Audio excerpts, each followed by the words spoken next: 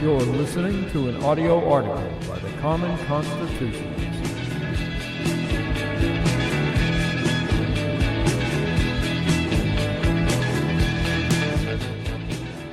Today's article is entitled Obama-Era Military Initiative Replete with Security Risks and Foreign Infiltration.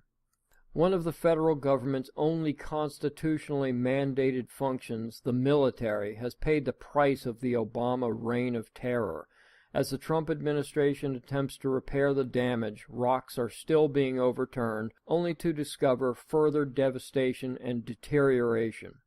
Did Obama do anything to actually advance this country? Did he or his minions do anything to improve this country, make it more prosperous, more secure, stronger, more respected among nations? I really want to know. Actually, these are rhetorical questions. We who have paid attention, even scant attention, know full well that Obama didn't set out to improve the nation, but rather tear it down and rebuild it in his own Marxist image. Most of us, I hope, remember that speech Michelle Obama made where she exclaimed that, quote, Barack knows we're going to have to change our conversation, we're going to have to change our traditions, our history, we're going to have to move into a different place, unquote. More prescient and more depressing words have rarely been spoken, and years after that prediction, we're still paying the price. Quote, Defense Department investigators have discovered potential security risks in a Pentagon program that has enrolled more than 10,000 foreign-born individuals into the armed services since 2009. Fox News has learned exclusively, with sources on Capitol Hill and the Pentagon expressing alarm over foreign infiltration and enrollees now unaccounted for, reports James Rosen of Fox News. Well, isn't that wonderful? Yet it shouldn't come as a complete shock that Obama would institute a program just to bastardize it. For 8 years he treated the military like a grand social experiment. And when they say potential risks, be sure they mean actual risks. Although the DoD program called MAVNI, M-A-V-N-I, Military Accessions Vital to the National Security Interest, is still technically in operation, all new applications have been suspended.